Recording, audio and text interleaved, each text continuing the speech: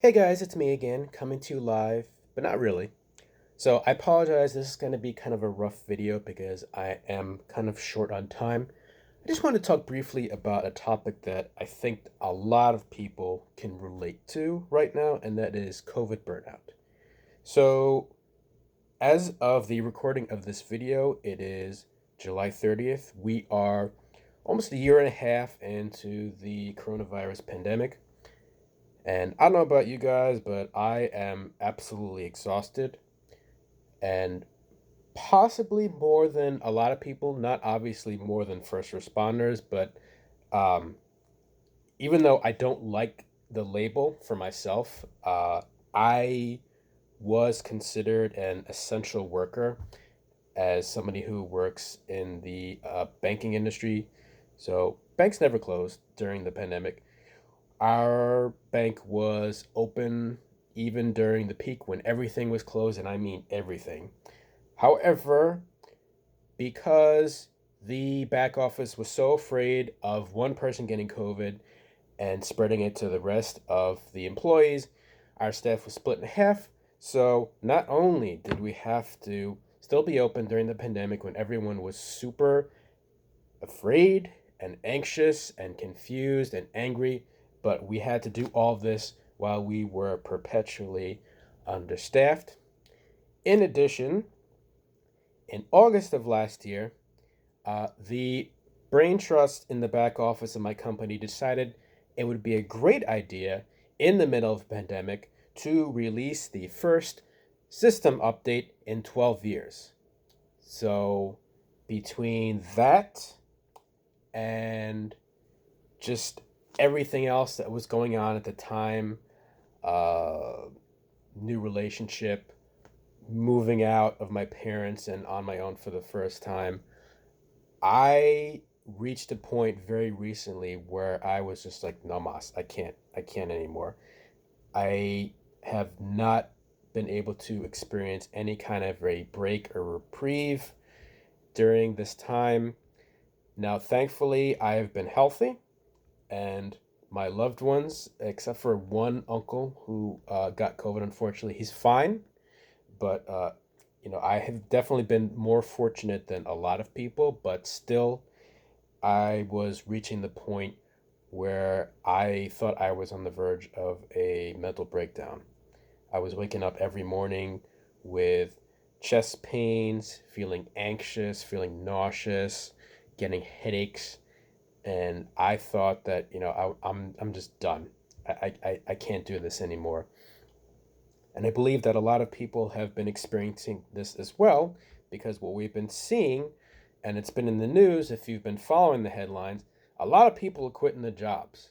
A lot of people are quitting the jobs, and to the extent that we have like almost a labor shortage for the first time in God knows how many years.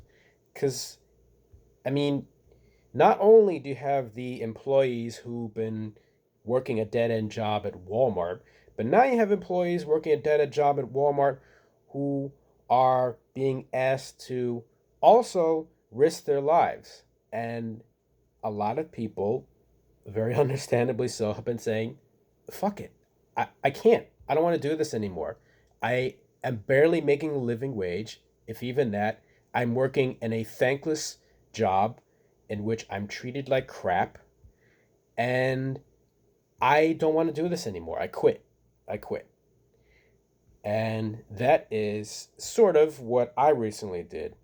So even though I switched jobs not that long ago, for those of you who may have been following my videos, I did recently resign from my latest job.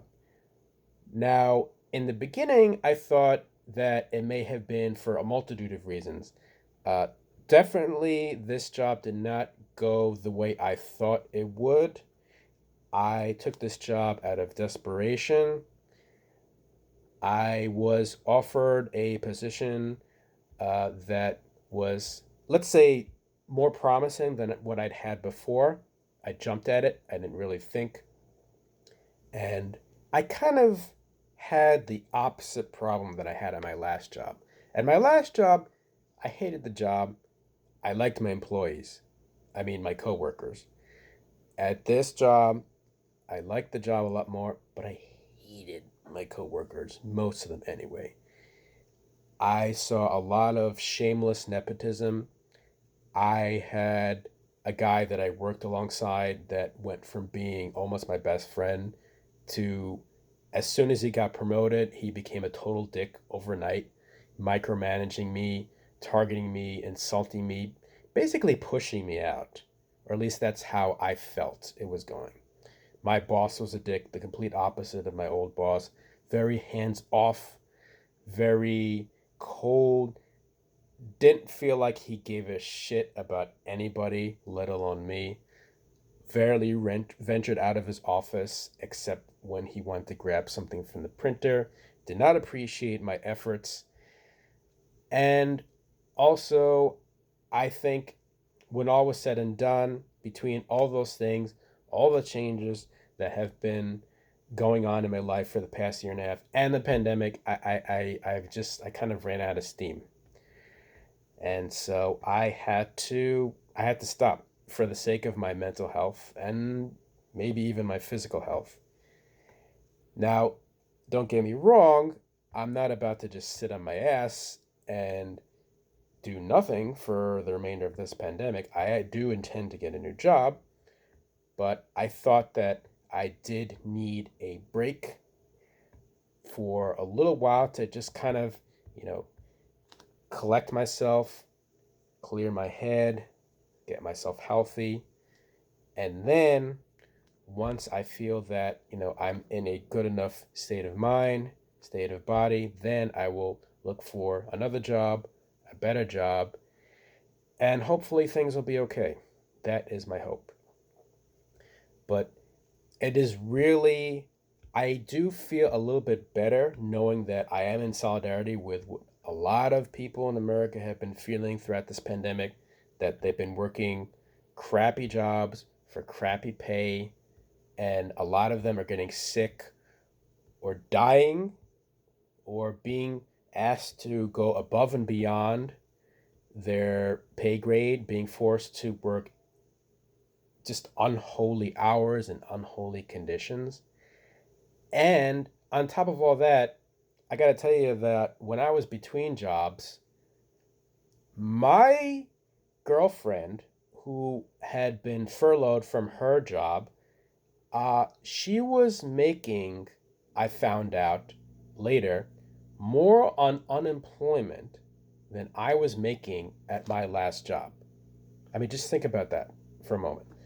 My girlfriend was making more money doing nothing than I was working at my last job.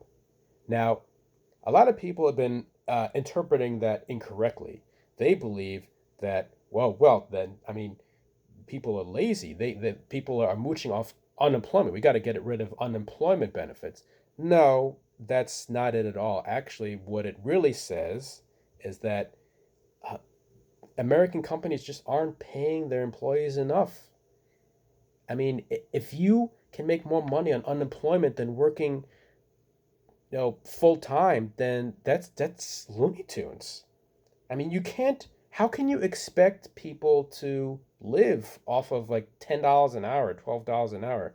I mean, maybe if you're a teenager and you're still living with your parents, but if you're a fully grown adult, you're living on your own, or if you have a spouse or a family, you can't seriously expect people to be able to live on that kind of money. It's ridiculous.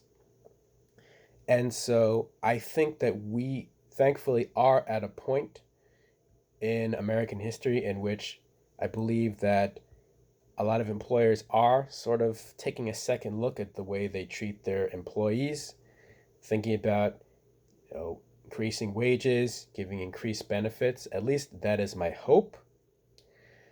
But who knows? I mean, this is America after all, and we've kind of pretty much been experiencing a slow decline in just about every aspect of our lives for the past 40 years.